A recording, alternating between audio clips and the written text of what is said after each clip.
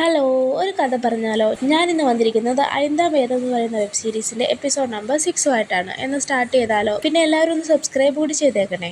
അപ്പോൾ സ്റ്റാർട്ട് ചെയ്യാം. എപ്പിസോഡിന്റെ തുടക്കത്തിൽ നമ്മൾ കാണുന്നത് ഫ്രാൻസ് ആണ്. അവിടെ ഒരാള് അയാളുടെ ഹോട്ടൽ റൂമിൽ നിന്നുകൊണ്ട് ആരോട് ഫോണിൽ സംസാരിക്കുന്നുണ്ട്. കുറച്ച് കഴിഞ്ഞപ്പോൾ ആ റൂമിലേക്ക് ഒരു സർവീസ് സ്റ്റാഫ് വരുന്നുണ്ട്. ഒരു പെണ്ണാണ് വരുന്നത്. അയാൾ നിന്ന് വാതിൽ തുറക്കുന്നുണ്ട്. അപ്പോൾ അയാളുടെ നെഞ്ചത്ത് തന്നെ ചവിട്ടിയ ആ ഒരു പെണ്ണ് കയ്യിലിരുന്ന ഒരു വയറ് വെച്ചിട്ട് അയാളെ കൊന്നു കളയാണ്. എന്നിട്ട് അവള് കൂളായിട്ട് ഇറങ്ങി പോകുന്നുണ്ട്. അടുത്ത സീനിൽ നമ്മളെ കാണിക്കുന്നത് ഇറ്റലിയാണ്. അവിടെ ഒരു ഹോട്ടലിലോട്ട് മുകുന്ദൻ, അതായത് ഒരു തലവന്റെ അനിയനില്ലേ, അയാൾ നടന്നു പോകുന്നതായിട്ട് കാണിക്കുന്നുണ്ട്. വേറെ 2 ഫോറിനേഴ്സ് അവിടെ ഇരിപ്പുണ്ട്. അപ്പോൾ അവിടെ ചെന്നതിന് ശേഷം മുകുന്ദൻ ഒരു അക്കൗണ്ടിനെ പറ്റിയൊക്കെ പറയുന്നുണ്ട്. വലിയ വലിയ എമൗണ്ടിന്റെ ട്രാൻസാക്ഷനൊക്കെയാണ് നടക്കുന്നത് എന്നൊക്കെ പറഞ്ഞിട്ട്. എനിക്ക് തോന്നുന്നു എന്റെ ചേട്ടനെ കൊന്ന കൊലയാളികളുടെ അക്കൗണ്ടിലോട്ട് പൈസ വീണു ഓൾറെഡി ആ ഒരു പോലീസുകാർ പറഞ്ഞിട്ടുണ്ടായിരുന്നല്ലോ. അപ്പോൾ ആ പൈസ എവിടെ നിന്നാണ് വീണതെന്നുള്ള അന്വേഷണത്തിലായിരിക്കും മുകുന്ദൻ. ഇപ്പോൾ വന്നിരിക്കുന്നത് ഒരു ഡിറ്റക്റ്റീവ് ഏജൻസിയാണ്. അപ്പോൾ അവരും പറയുന്നുണ്ട് ഈ ഒരു ഐഡിയ ഒന്നും നമുക്ക് ട്രാക്ക് ചെയ്യാൻ പറ്റിയിട്ടില്ല, എന്തായാലും മുകുന്ദൻ നാട്ടിൽ പോകുന്നതായിരിക്കും നല്ലതെന്ന് അവരും സജസ്റ്റ് ചെയ്യാണ്. എന്നിട്ട് അവരുടെ ഏജൻസിയിലെ ഒരു പെണ്ണിനെ ഇവരുടെ കൂടെ വിടുന്നുണ്ട്, മുകുന്ദന്റെ കൂടെ. ആ ഒരു പെണ്ണിനെയാണ് മുകുന്ദൻ ഗേൾഫ്രണ്ട് എന്നുള്ള രീതിയിൽ നാട്ടിലോട്ട് കൊണ്ടുവന്നത്. എന്നിട്ട് അവർ പറയുന്നുണ്ട് ഈ അക്കൗണ്ടിനെ കുറിച്ച് കണ്ടുപിടിച്ച അനലിസ്റ്റിനെയാണ് അവര് കൊന്നതെന്ന്, അതായത് എപ്പിസോഡിന്റെ തുടക്കത്തിൽ കൊന്നത് ആ ഒരു അനലിസ്റ്റിനെയാണ്. എന്തായാലും മുകുന്ദൻ നാട്ടിലോട്ട് പോകണമെന്നും അവർ സജസ്റ്റ് ചെയ്യാണ്. അവിടുന്ന് കട്ടായി പിന്നെ നമ്മളെ കാണിക്കുന്നത് മുകുന്ദനും ഗേൾഫ്രണ്ടും കൂടി അന്ന് രാത്രി അവരുടെ വീട്ടിലിരിക്കുകയാണ്. അപ്പോൾ അവിടേക്ക് ജോലിക്കാരൻ വരുന്നുണ്ട്. അപ്പോൾ ജോലിക്കാരനോട് മുകുന്ദൻ ചോദിക്കുന്നുണ്ട്, ചേട്ടനെ കൊല്ലാനും മാത്രം വൈരാഗ്യം ആർക്കുണ്ടായിരുന്നു ഈ നാട്ടിൽ എന്ന് ചോദിക്കുന്നുണ്ട്. അപ്പോൾ അയാളും പറയുന്നുണ്ട്, അങ്ങനെ ആരും തന്നെ ഇല്ല മുതലാളി എന്ന് പറയുന്നുണ്ട്. അപ്പോൾ പിന്നെ വേറെ ആരാ പുതുതായിട്ട് ഈ നാട്ടിലോട്ട് വന്നിട്ടുള്ളതെന്ന് മുകുന്ദൻ ചോദിക്കുകയാണ്. ആ ഒരു ജോലിക്കാരൻ പറയുന്നുണ്ട്, അനുവിൻ്റെ ഡീറ്റെയിൽസ് പറയുന്നുണ്ട്, മിത്രൻ്റെ, അനുവിൻ്റെ അച്ഛൻ്റെ, രാധികയുടെ അച്ഛൻ്റെ, അങ്ങനെ ആ ഒരു റൈറ്ററിൻ്റെ കാര്യങ്ങൾ വരെ പറഞ്ഞു കൊടുക്കുന്നുണ്ട്. അപ്പോൾ നാളെ രാവിലെ തന്നെ ഇവരെയൊക്കെ ഒന്ന് നേരിൽ കാണണമെന്ന് മുകുന്ദൻ തീരുമാനിക്കുന്നുണ്ട്. അവിടുന്ന് കേട്ടായി പിന്നെ നമ്മളെ കാണിക്കുന്നത് ദിവസമാണ് ഗസ്റ്റ് ഹൗസിലാണ് കാണിക്കുന്നത്. അവിടെ അനു ലഗേജൊക്കെ കൊണ്ട് അവിടുന്ന് നാടുവിടാനായിട്ട് റെഡിയായി പുറത്തോട്ട് ഇറങ്ങുകയാണ്. അപ്പോൾ മുറ്റത്ത് തന്നെ തലവൻ, മരിച്ചുപോയ തലവൻ്റെ ബൈക്ക് ഇരിപ്പുണ്ടായിരുന്നു. ആ ബൈക്കും എടുത്തുകൊണ്ട് ഓടിച്ചു പോകാൻ തുടങ്ങുകയാണ്. ജോലിക്കാരൻ ഓടി വരുന്നുണ്ട്, വണ്ടി അവിടെ വെക്ക്, നീ എങ്ങോട്ടാ പോകുന്നതെന്ന് ചോദിച്ചിട്ട്. അപ്പോൾ അനുവും പറയുന്നുണ്ട്, റെയിൽവേ സ്റ്റേഷനിൽ വണ്ടി കാണും, സോറി എനിക്കിത് അത്യാവശ്യം ആയതുകൊണ്ടാന്ന് പറഞ്ഞിട്ട് വണ്ടി ഓടിച്ച് പോവാണ്. പക്ഷെ അവൾ എത്ര പോയിട്ടും ആ ഒരു സ്ഥലം കടന്നു പോകാൻ പറ്റുന്നില്ല. ഒരു കാട് ചുറ്റി, ഒരു സിഗ്നൽ ചുറ്റി, ഇങ്ങനെ ലൂപ്പ് പോലെ ഒരേ സ്ഥലവും ഒരേ ആൾക്കാരെ റിപ്പീറ്റഡ് ആയി അവൾ കണ്ടുകൊണ്ടിരിക്കുകയാണ്. അവൾക്ക് എന്തോ പെട്ടെന്ന് ഡൗട്ട് തോന്നിയിട്ട് അവൾ ഒരു സ്ഥലത്ത് നിർത്തിയിട്ട് ഒരു സ്വാമിജിയോട് ചോദിക്കുന്നുണ്ട്, റെയിൽവേ സ്റ്റേഷനോട്ട് പോകേണ്ട വഴി ഏതാന്ന്. അപ്പോൾ ആ ഒരു സ്വാമിജിയും പറയുന്നുണ്ട്, നീ എവിടെ പോകാൻ തീരുമാനിച്ചാലും അത് നടക്കില്ല, അയ്യങ്കാരപുരത്തോട്ട് മാത്രമേ നിനക്ക് പോകാൻ സാധിക്കുകയുള്ളൂ എന്ന്. അത് കേട്ട് അനുവിന് വല്ലാതെ ദേഷ്യം വരുന്നുണ്ട്. അവളും ആ ഒരു സ്വാമിജിനെ ചീത്ത പറഞ്ഞിട്ട് അവിടെ മാറി തളർന്നു കുത്തിയിരിക്കുന്നുണ്ട്. അവൾ സ്വപ്നം കാണുന്ന പോലെ അവൾ വേറെ ഒരു സ്ഥലത്ത് പഴയ ഒരു കാലഘട്ടത്തിലോട്ട് എത്തിപ്പെടുകയാണ്. അവിടെ കുറെ ആളുകളുടെ ഒച്ചയും വാൾപ്പയറ്റിന്റെ ഒക്കെ ഒച്ച കേൾക്കുന്നുണ്ട്. എന്നിട്ട് കുറെ പഴയ കാലത്തുള്ള ഭടന്മാരൊക്കെ ഓടി പോകുന്നുണ്ട്. അപ്പൊ അനു അവരോട് ചോദിക്കുന്നുണ്ട്, ഞാൻ എവിടാ, നിങ്ങൾക്കൊന്ന് പറഞ്ഞു തരാമോ എന്നൊക്കെ ആ ഒരു ഭടന്മാരോട് ചോദിക്കുന്നുണ്ട്. പക്ഷെ അവരതൊന്നും കേൾക്കാതെ പെട്ടെന്ന് അവിടെ നിന്ന് ഓടി പോവാണ്. പിന്നെ അനു നോക്കുമ്പോൾ ദൂരത്തായിട്ട് അനുവിനെ പോലെ തന്നെ ഇരിക്കുന്ന ഒരാളെയും പതിനെ പോലെ ഇരിക്കുന്ന ഒരാളെയും കാണുന്നുണ്ട്. അവർ പരസ്പരം യുദ്ധം ചെയ്യുകയാണ്.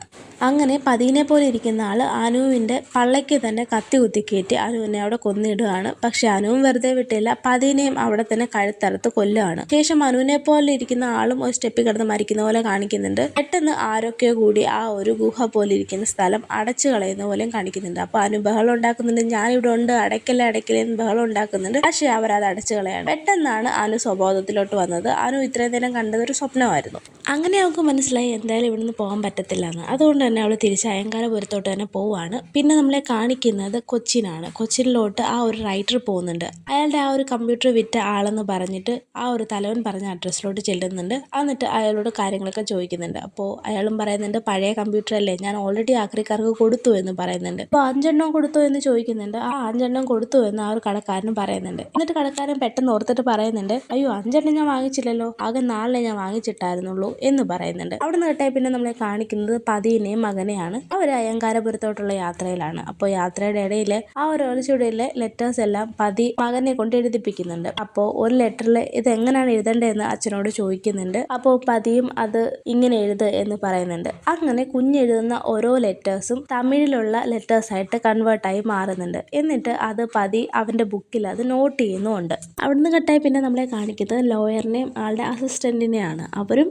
അയ്യങ്കാരപുരത്തോട്ട് പോകാനായിട്ട് റെഡി ആവുകയാണ്. വീണ്ടും നമ്മളെ കട്ടായി കാണിക്കുന്നത് ആ ഒരു അമ്പലമാണ്. ആ ഒരു അമ്പലത്തിലേക്ക് രാധികയുടെ അച്ഛൻ രാധികനെ കൊണ്ടാക്കുന്നുണ്ട്. പറയുന്നുണ്ട് അയാൾക്ക് നാട്ടിൽ പോകണമെന്ന് ഓൾറെഡി പറഞ്ഞിട്ടുണ്ടായിരുന്നല്ലോ. അപ്പോൾ പൂർണ്ണീനെ ഏൽപ്പിച്ചിട്ടാണ് അച്ഛൻ നാട്ടിലോട്ട് പോകുന്നത്. അപ്പോൾ അച്ഛൻ പോയിന്ന് കാണുമ്പോൾ തന്നെ മിത്രൻ അവിടെ അടുത്തോട്ട് വരുന്നുണ്ട്. എന്നിട്ട് പഞ്ചാര അടിച്ചടുത്ത് ഓടുന്നുണ്ട്. പിന്നെ വീണ്ടും നമ്മളെ കാണിക്കുന്നത് ലോയറിനെയാണ്. ലോയർ ആ ഒരു നാട്ടിന്റെ തലവന്റെ വീട്ടിലോട്ടാണ് വന്നിരിക്കുന്നത്, അതായത് മുകുന്ദന്റെ വീട്ടിലോട്ട്. അപ്പോൾ മൂത്താളും മരിച്ചുപോയി, ഇളയ ആളെ കാണാമെന്ന് ജോലിക്കാരൻ പറയുന്നുണ്ട്. അപ്പൊ തന്നെ മിത്രനും വീട്ടിലോട്ട് ഇറങ്ങി വരുന്നുണ്ട്. പക്ഷെ മിത്രനും ഈ ഒരു ലോയറും തമ്മിൽ പഴയ ഫ്രണ്ട്സ് ആയിരുന്നു. അപ്പോൾ ഇവർ തമ്മിൽ പരിചയമൊക്കെ പുതുക്കുന്നുണ്ട്. എന്നിട്ട് കാര്യങ്ങളൊക്കെ സംസാരിക്കുകയാണ്. മീറ്റ് എക്സ്പോർട്ട് കമ്പനിയാണെന്ന് ആ ഒരു ലോയറിനോടും പറയുന്നുണ്ട്. ഇത് പക്ഷെ നമ്മളുടെ ഈ ഒരു അസിസ്റ്റന്റ് നോട്ട് ചെയ്യുന്നുണ്ട്. അവരെങ്ങനെ ഓരോ കാര്യങ്ങളൊക്കെ പറയുന്നുണ്ട്. ശേഷം പെട്ടെന്ന് തന്നെ മുകുന്ദിന്റെ ഗേൾഫ്രണ്ട്, അതായത് ആ ഒരു പെണ്ണും ഇറങ്ങി വരുന്നുണ്ട്, ആ ഒരു ഫോറിനർ. അങ്ങനെ ഇവര് 3 പേരും കൂടി ഗസ്റ്റ് ഹൗസ് ഒക്കെ കാണാനായിട്ട് ഇറങ്ങാണ്. മാത്രമല്ല അനുവിനെയും മിത്രനെയും ഓൾറെഡി കാണുമെന്ന് മുകുന്ദൻ പറഞ്ഞിട്ടുണ്ടായിരുന്നല്ലോ. അവരങ്ങനെ വെള്ളോട്ട് ഇറങ്ങുമ്പോൾ പെട്ടെന്ന് ഒരു പോലീസ് വാൻ അങ്ങോട്ട് വരുന്നുണ്ട്. എന്നിട്ട് തലവനെ കൊന്നതിന്റെ കാരണത്താൽ നിങ്ങളെ അറസ്റ്റ് ചെയ്യുന്നു എന്ന് പറഞ്ഞിട്ട് മുകുന്ദനെ അറസ്റ്റ് ചെയ്ത് കൊണ്ടുപോവാണ്. അപ്പോൾ ഓൾറെഡി അവിടെ ഒരു ലോയർ ഉണ്ടല്ലോ, അവർ ആ ബെയിലൊക്കെ നോക്കുന്നുണ്ട്.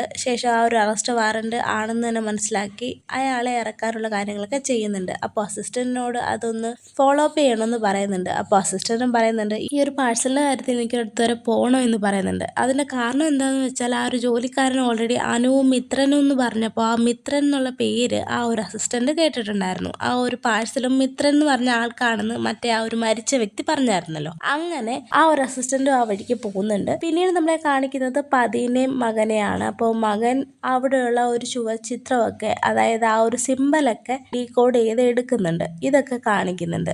ഇതിനിടയ്ക്ക് പതിയും മകനും കൂടി ആ ഒരു അമ്പലത്തിലോട്ട് വരുന്നുണ്ടായിരുന്നു. അപ്പോൾ മിത്രൻ രാധികയോട് സംസാരിക്കേണ്ടത് കൊണ്ട് തന്നെ മിത്രൻ പൂർണ്ണീനെ അവരുടെ അടുത്തോട്ട് പറഞ്ഞിട്ടാണ്. അങ്ങനെ പൂർണ്ണി അവിടുത്തെ ശിലകളും ചിത്രങ്ങളും ഒക്കെ പതിക്കും മകനുമായിട്ട് കാണിച്ചു കൊടുക്കുന്നുണ്ട്. അങ്ങനെ പതിനെയും അവന്റെ മകനെയും ചുറ്റി നടന്ന് പൂർണ്ണിയെല്ലാം കാണിച്ചു കൊടുക്കുന്നുണ്ട്. ശേഷം അവൾ രാധികയുടെ അടുത്തോട്ട് ചെല്ലുമ്പോൾ അവിടെ രാധികയുമില്ല മിത്രനുമില്ല. പിന്നെ നമ്മളെ കാണിക്കുന്നുണ്ട് മിത്രൻ രാധികനെ ഇങ്ങനെ ഓടിച്ചിടുന്നല്ല പുറമേ ചെല്ലുന്നുണ്ട്. അപ്പോൾ രാധികയും പേടിച്ച് ഓടി റൂമിനകത്ത് കയറുന്നുണ്ട്. പക്ഷെ മിത്രൻ ഇടിച്ചു കയറി അകത്ത് കയറുന്നുണ്ട്. പക്ഷെ രാധിക ഒത്തിരി പാനിക്കായിട്ട് കിടന്ന് വിളിച്ചുപോയി കരയൊക്കെ ചെയ്യുന്നുണ്ട്. മിത്രനും ദേഷ്യം വന്നിട്ട് അവളെ ഏതാണ്ടൊക്കെ വിളിച്ചു പറഞ്ഞിട്ട് ഇറങ്ങി പോകുന്നുണ്ട്. അങ്ങനെ ഇറങ്ങി പോകുന്ന മിത്രന്റെ അടുത്തോട്ട് ആ ഒരു ലോയറിന്റെ അസിസ്റ്റന്റ് വരുന്നുണ്ട്. ആ ഒരു പാക്കേജും അവന് കൈമാറുന്നുണ്ട്. എന്നിട്ട് ഇത് എന്താന്നൊക്കെ മിത്രൻ ചോദിക്കുന്നുണ്ട്. അപ്പോൾ അയാൾ പറയുന്നുണ്ട് ഞാൻ ജസ്റ്റ് കൊറിയർ ആണെന്ന് പറഞ്ഞിട്ട് അയാൾ അവിടുന്ന് മാറി പോവാണ്. ശേഷം മിത്രൻ തുറന്നു നോക്കുമ്പോൾ അതിനകത്ത് കമ്പ്യൂട്ടറിന്റെ ഒരു പാട്ട് മാത്രമാണ് ഉണ്ടായിരുന്നത്. അങ്ങനെ മിത്രൻ രാധികയോട് ദേഷ്യപ്പെടുന്നുണ്ട്. നീ പറഞ്ഞ പോലൊന്നും അല്ല അവള് ഭയങ്കര മാഡാണ്, എനിക്കിഷ്ടപ്പെട്ടില്ല അവളെ, എനിക്ക് പക്ഷേ ഈ ഒരു ഫ്രസ്ട്രേഷൻ തീർക്കാൻ ഇപ്പം തന്നെ എനിക്കൊരു പെണ്ണിനെ വേണം എന്നൊക്കെ പറയുന്നുണ്ട്.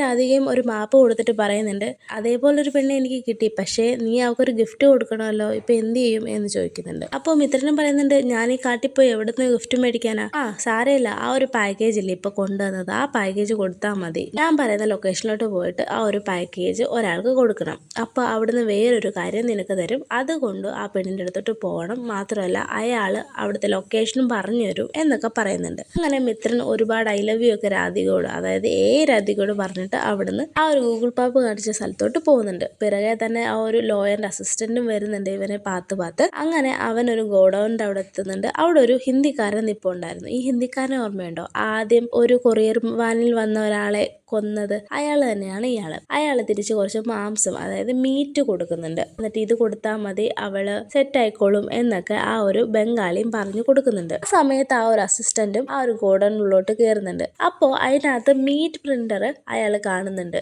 പെട്ടെന്ന് തന്നെ ആ ഒരു അസിസ്റ്റന്റ് ലോയറിനെ വിളിക്കാൻ നോക്കുന്നുണ്ട്. പക്ഷെ ഫോൺ സ്വിച്ച് ഓഫ് ആയിരുന്നു. അങ്ങനെ ടെക്സ്റ്റ് മെസ്സേജ് അയച്ചിടുകയാണ്. അപ്പൊ തന്നെ ആ ഒരു ഹിന്ദിക്കാരൻ അങ്ങോട്ട് വരുന്നുണ്ട്. എന്നിട്ട് അവനെ തലക്കടിച്ച് അവിടെ ഇടുന്നതായിട്ട് കാണിക്കുന്നുണ്ട്. ശേഷം അയാളെ കൊന്നുകളയാണ് ആ ഒരു അസിസ്റ്റന്റിനെ. ഇവിടെ വെച്ച് എപ്പിസോഡ് നമ്പർ 6 ഇവിടെ തീരാണ്. ഇനി 2 എപ്പിസോഡും കൂടെ ഉള്ളൂ. പെട്ടെന്നില്ല കേട്ടോ. Okay bye, stay tune.